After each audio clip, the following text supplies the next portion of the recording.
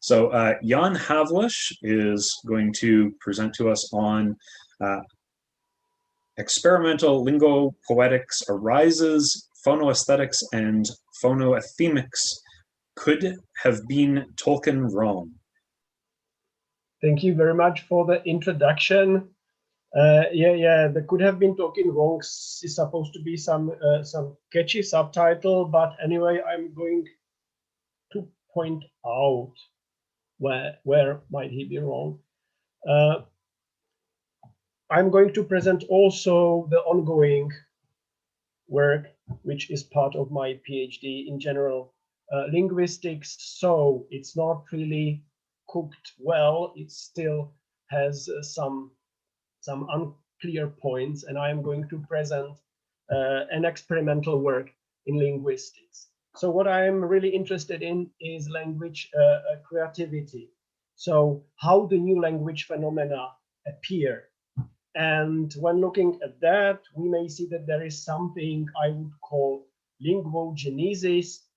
So that's an occasional, non-systematic formation, and everyone who speaks any language does it almost on a daily basis. So we are coining new words. Sometimes we are using wrong grammar, but we then stick to that because we like it. It's the way how the slangs appear, dialects later on, pidgin and creoles. The sophisticated, or let's say a superposition to that, is what I call linguopoiesis. I would like to differ the linguopoiesis from glossopoiesis, which are connect more to the art and fiction. And linguopoiesis is premeditated, preset, systematic formation of new language phenomena, like what we do when we create languages, but also it might be a product of language purism. And there is also quite a lot of no man's land in the middle. Let's say there might be a compulsory formation of new language phenomena, which is called neophasia. Because I'm originally chemist, I was really interested when entering the field of linguistics to do some experiments. And experimental linguopoetics is not a new thing.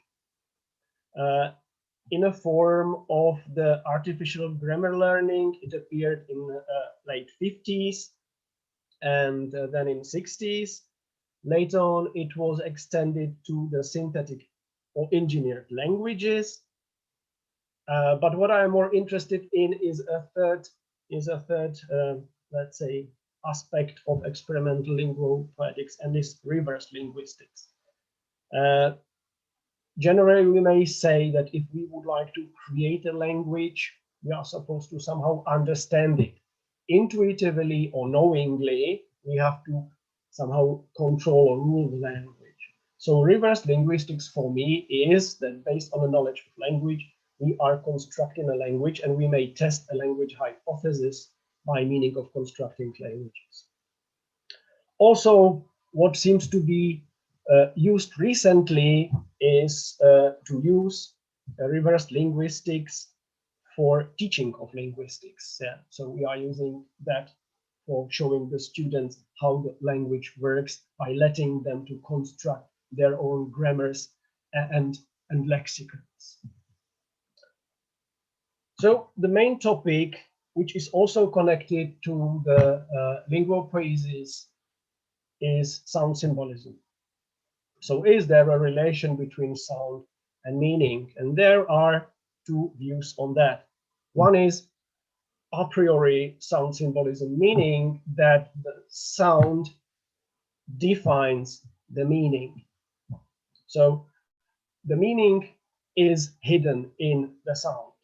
There are two forms of this a priori sound symbolism. One is strong and one is weak. The strong form says that there is a causal relation between the sound and meaning, and it's general. Whereas the weak form says that it's working only for a certain sets or pairs of meanings which are either opposite or extreme or divergent, like small and large and beautiful and ugly and straight and crooked and so on. And in many natural languages, these things regarding the weak form were observed, but it was not clear if it is a priori or ex post connection between the sound and meaning. We may see this a priori sound symbolism being mentioned in the Plato's Cratylus 2000 years ago. We can saw it in the Charles de Posse book, where he for the first time proposed that this is a basic principle which forms languages, that because it is given to us, we construct languages because there is a meaning hidden in the sound. And why there is the Tolkien in the title of the lecture is that Tolkien was a strong form devotee, because he took that as a basic principle for his language creations in his fictional words. And not only used that, or supposedly used that in his work, he also thought that there is a strong a priori sound symbolism in some natural languages. He explicitly named only Welsh, Greek, and Finnish, and he was mostly in these inspired by, let's say, the Finnish Karelian epos Kalevala, and this is for example a verse from Kalevala showing that there are some real words with real meaning, which are accompanied by pleasantly sounding words with no meaning, but in fact, when you use that, they have the meaning being a part of the story. Once we have an a priori sound symbolism, there might be an ex post sound symbolism, meaning that we ex post associate certain sound to a particular meaning because of a previous connection and previous experience. And definitely this has to be opposite to the previous one. Also, this point of view was expressed quite a long time ago. One of the first mentions are in the work of Otto Jespersen, and also the British linguist John Rupert Firth. And the ex post and a priori sound symbolism are considered the two possible hypotheses of explaining sound meaning relation.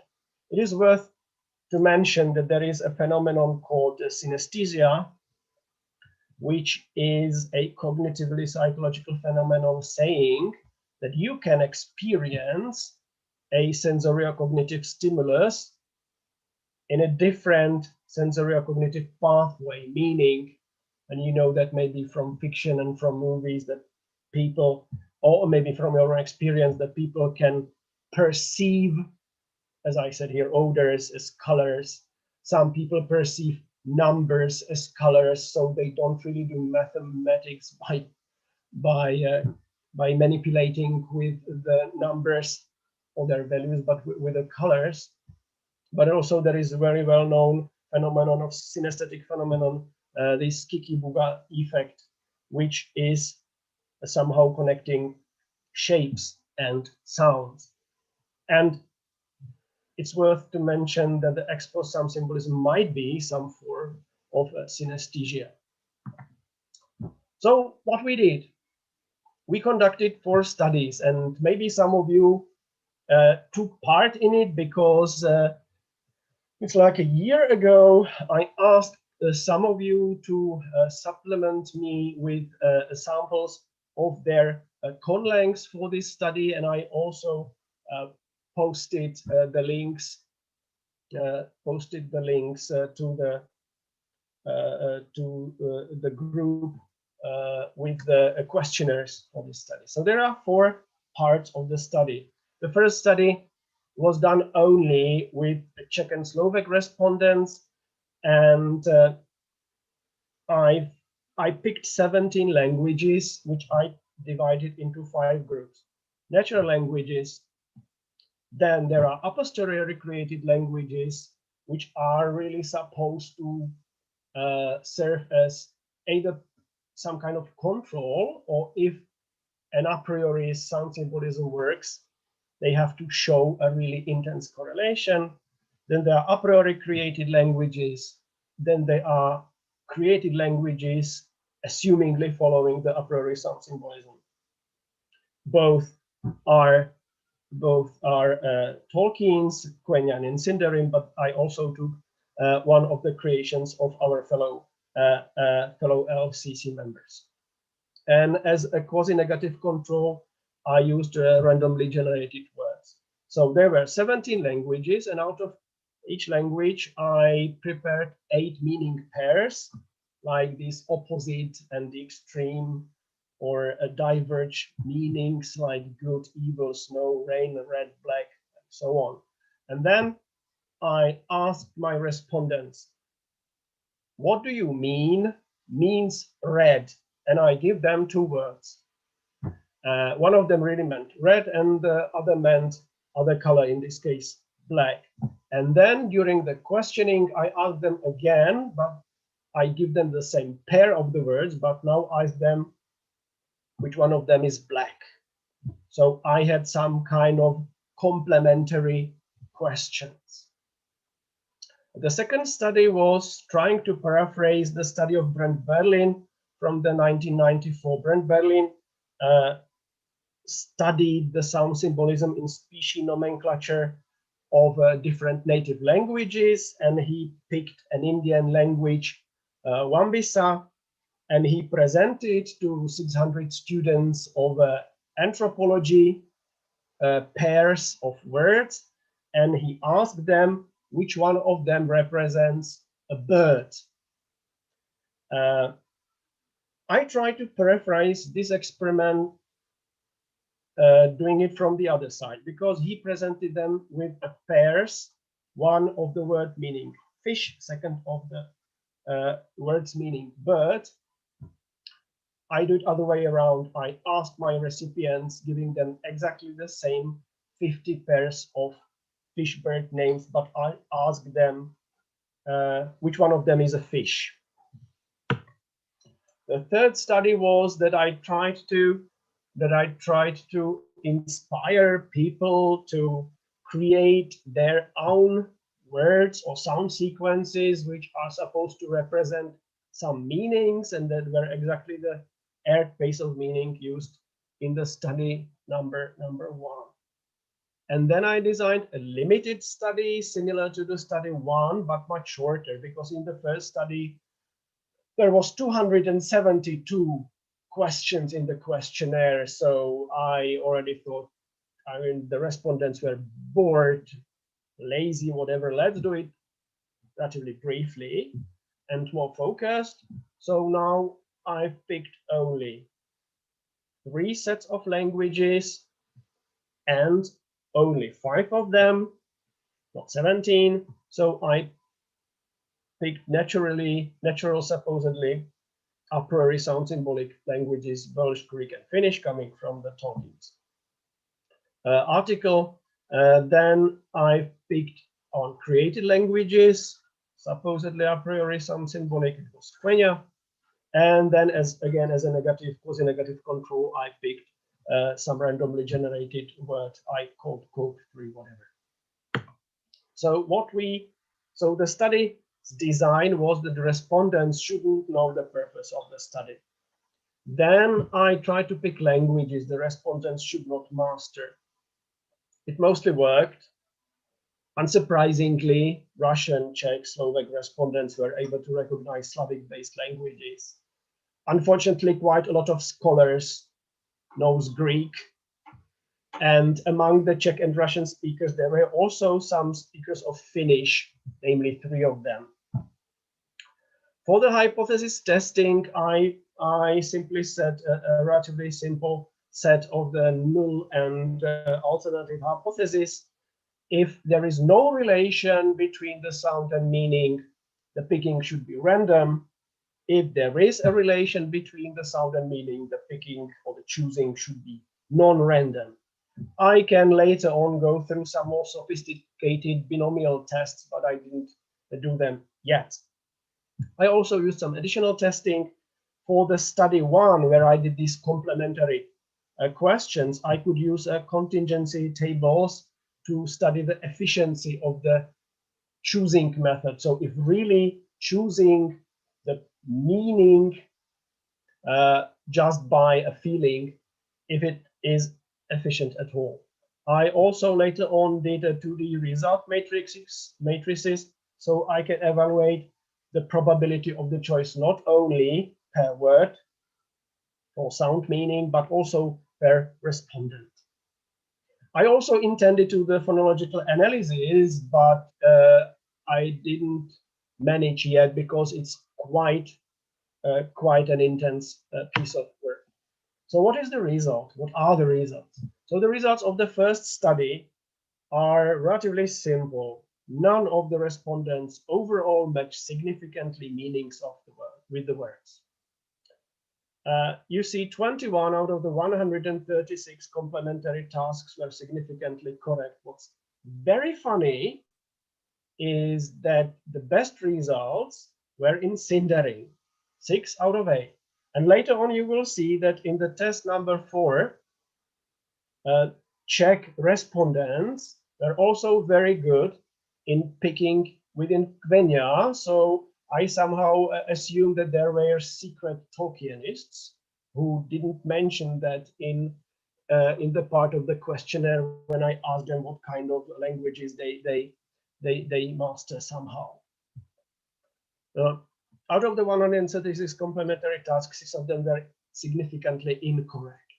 As I already said, the respondents, in this case Czech, recognized the Slavic words of the Slavic origin. They also recognized the word of Indo-European origin from the Danan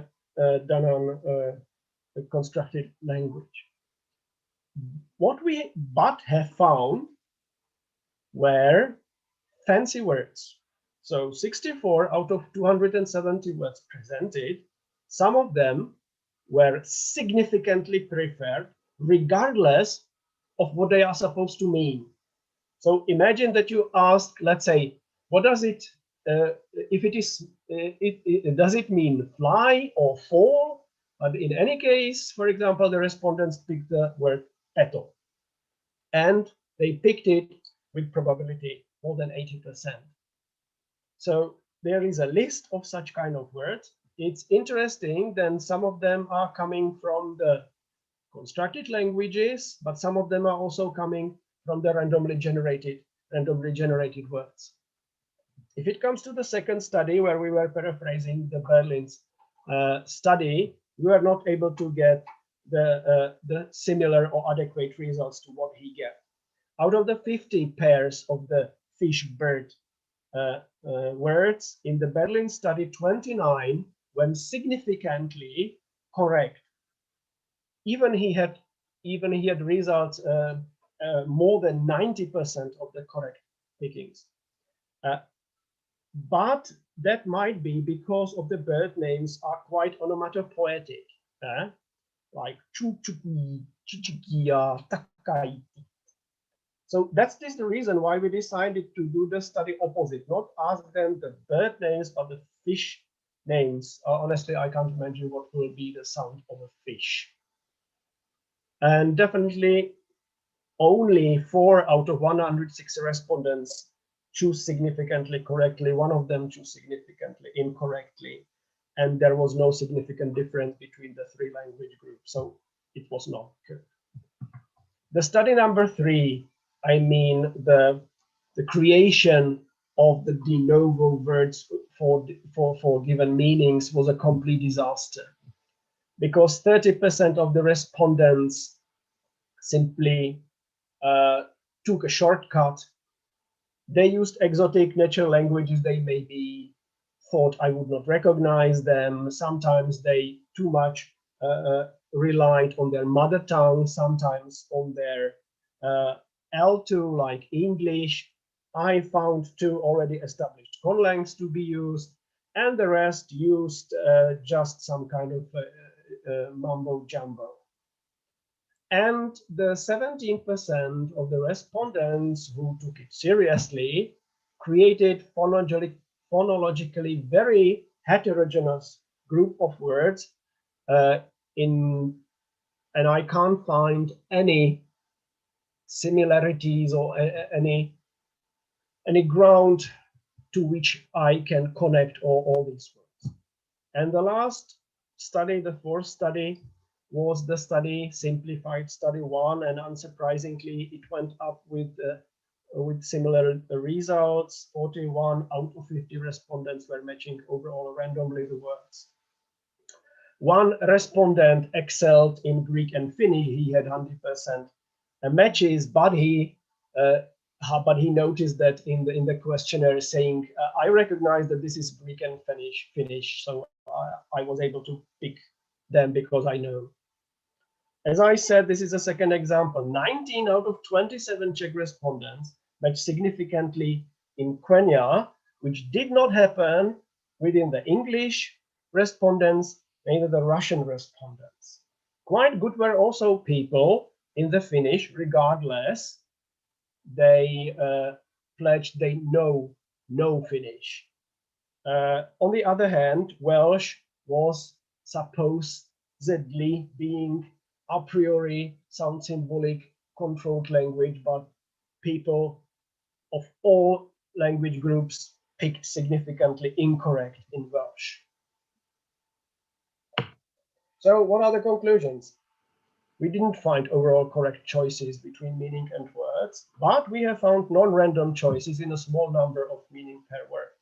So we can reject the null hypothesis. We can also reject the a priori sound symbolism hypothesis, and we can thus accept the ex post sound symbolism hypothesis. This conclusion is in accord with the recent studies. There is a recent wave of interest in the sound symbolism, where the people are really trying to do good experiments, properly statistically evaluated. And we have come to the similar conclusions as they did, but from a different angle. Of course, there are still things which could be or should be done, let's say, better or otherwise. I still have some kind of reservations if the written questions are correct. So maybe I should devise two tests. One will be in a spoken form, and second in the written form, and then I should evaluate what will be if there is a similarity in the outcome.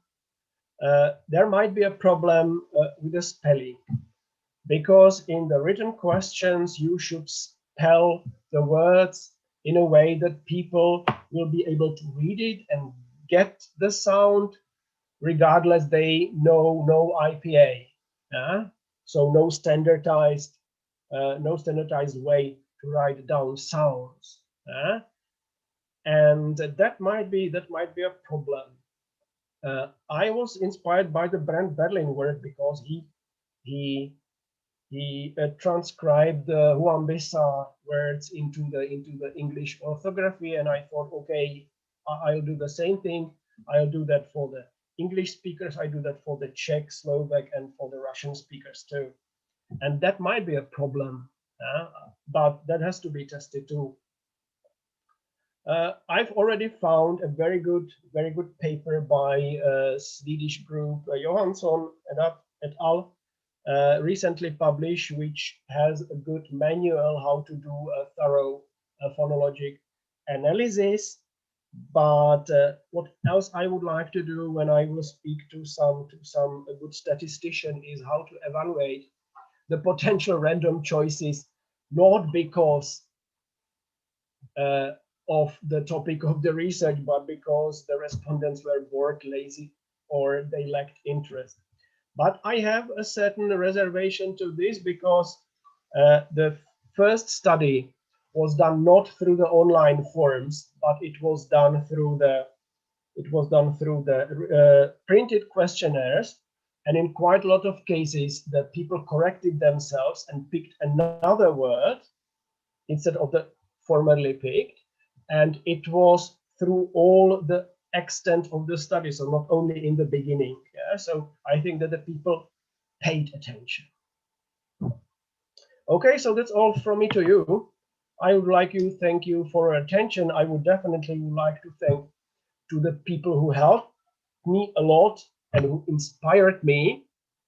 So definitely Mr. Tolkien, definitely my supervisor Alesh, then all of you guys who helped me to create the sets of the meaning pairs.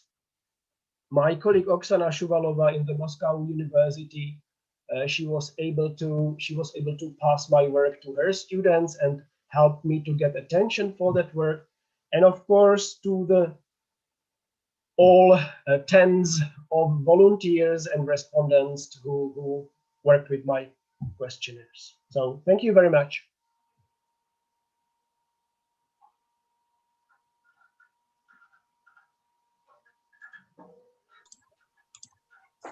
Thank you, Jan.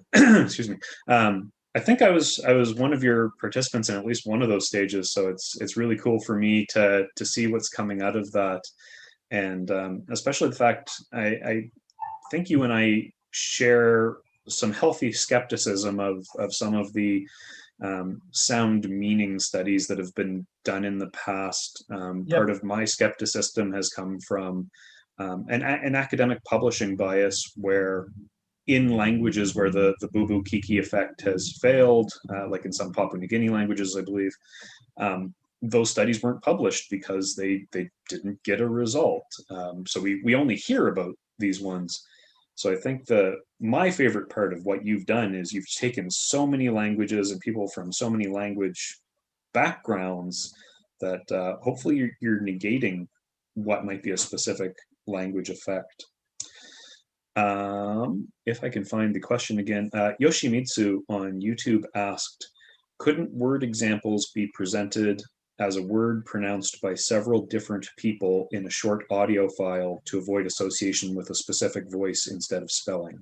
Exactly, that has to be done, yeah, because that's my reservations to my original work, because I used only the written orthography, and that might be misleading because the vocal and the visual signals are processed in the mind differently. So reading and listening is really two different things. I asked the people in the questionnaires that they should pronounce those words before they proceed. They should not do that muted, that they should say those words aloud. But I was out of control, you know, I don't know if they did it. I do remember that the respondents of the written test tried. Yeah, I've heard them because I was there when they did it. Because these were students of one of my course, so they were enslaved and used for that, but voluntarily enslaved. But definitely for the online questionnaires, I had no control over that, but that has to be done, yes. Yoshimitsu is definitely right, that has to be done. Another question that came up is, beyond your students that were voluntarily enslaved, or people recruited from the various conlang listservs, are you worried about a bias of people that are already very exposed to linguistic stimuli, I guess? Yes, I am, because there are already different studies showing that all these questioning studies done on students are basically biased. Yes, because if you check these kind of studies in the psychological different branches of science, they are mostly misusing students for that. Yeah, and it can be biased, but the thing is that to find volunteers outside of the academia is not really easy. Or cheap, for that matter. Definitely, yeah, and the fundings are not really there. But that's a thing. That's a thing I also plan to address. But once something is in the Google form, you can present it to anyone. Yeah, he just has to be, or she just has to be receptive to that suggestion to go through that form. you would be much more familiar with the literature than I am. So Oswix asks, are most of the sound association studies single language focused? Not the recent. The old one, yes. The recent, not. For example, the recent studies by the Johansson group, they really picked like hundreds of languages. But they did the phonological analysis. Yeah, they didn't ask the people. I did the perceptual studies, but they didn't do perceptual studies. They did phonological analysis studies. So they took the languages, dialects, they picked the words and meanings, and then they let them go through some machine which analyzed the relations between the sounds and the meanings. And then they evaluated. I see lots of other people in the YouTube chat are basically commenting on the enormity of your study design and complimenting you on how much of work you must have done to not just set up the studies, but to analyze everything. The most terrible thing was transposing the questionnaires into the Excel tables. You know, I have still a lot of zeros and ones before my eyes whenever I close them. Yes. Tons of zeros and ones. I feel your pain there. Well, thank you very much, Jan.